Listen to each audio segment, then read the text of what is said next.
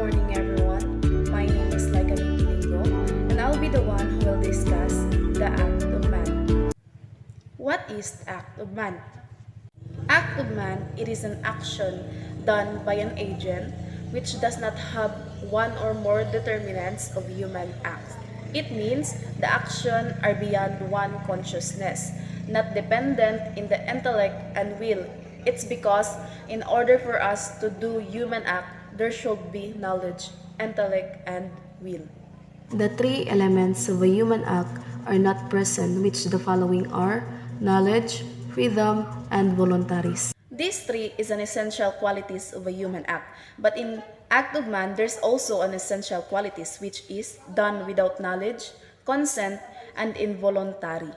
To be considered as an act of man, the three elements of a human act are not present. First, there is no element of knowledge. An act of man is not deliberately done, which means that the agent is not aware and conscious of what he is doing and what it means. It is not deliberate or knowing act. The second one is, there is no element of freedom. An act of man is not really done, which means that the power of the free will to determine the act it chooses to elicit or not is not invoked. So it is not a free act. The last one, there is no element of voluntaries. An act of man does not proceed from both knowledge and freedom, requiring no decision of the will to make agent intend and willfully do such an act or not. It is involuntary act. Determinants of the morality of human act. These are the factors that serve as the measure goodness and the evilness of the human acts. The act itself refers to the deed done or performed. It is technically called the object or nature of the act. It is the primary determinant morality. So, the act itself, it is an action done with itself. Intrinsic morality pertains to the fact that there is an act which is, in itself, capable or not of being ordered to the dictates of right reason, human nature, and God's internal law. So when we say intrinsic morality, these are the goodness or evilness resides in the act itself. Intrinsically good act is an act whose goodness proceeds from its very nature, capable of being ordered to the good and to the ultimate end, which is God, apart from two other determinants of morality. So intrinsically good act, it is a good act as it is in itself. Intrinsically evil act is an act whose evil proceeds from its very nature, incapable of being ordered to the nature of the human person and God. So intrinsically evil act, it is evil in itself, regardless of the motive and circumstances. Motive of the agent refers to the end, purpose, or goal to be achieved by means of the act. So it means it is done. In short, it is the intention of the agent in performing the act.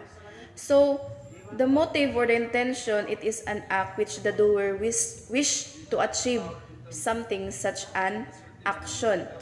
So, in intention, there's two, either good or bad. For example, a mayor permitted quarrying in this hometown for the sake of development. In reality, however, the mayor intends to use generated money to finance his here upcoming campaign for a higher position. So in intention, there's two, good or bad. So for the good, for the development of the society, and for the bad, to finance campaign. Circumstances refer to the condition in which the act is done affecting its morality in one way or another. They exist outside of the nature of the act, are not of the essence of the act.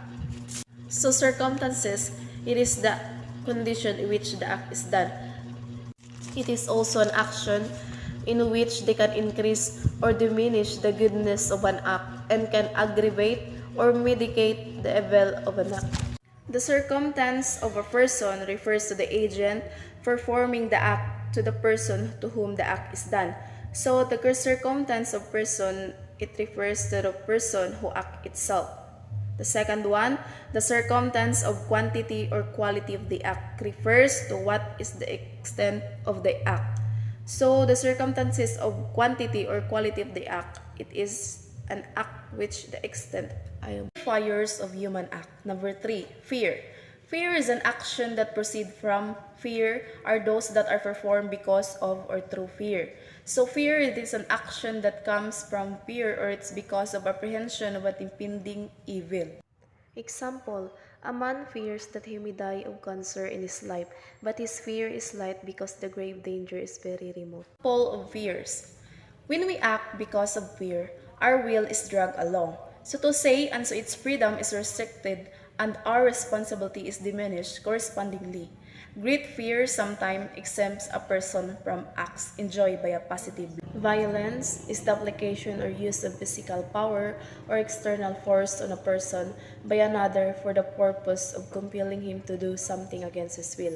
So violence, it is an external action done with force or to do against his will.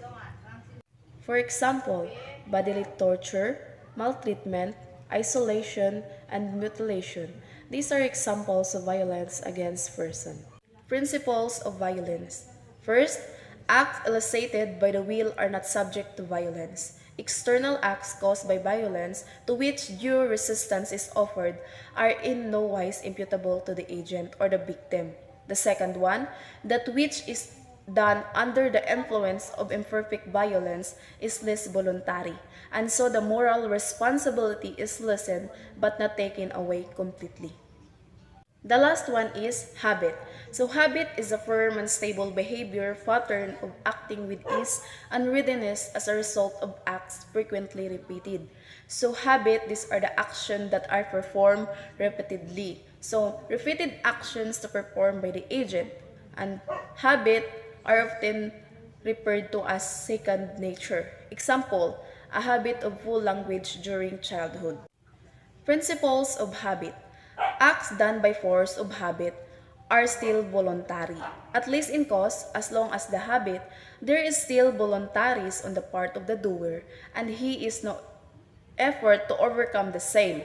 Whatever therefore flows or follows from the habit which the doer initially entertained and aligned to become a part of him is still voluntary on the part of the doer. That's all for today. Thank you for listening.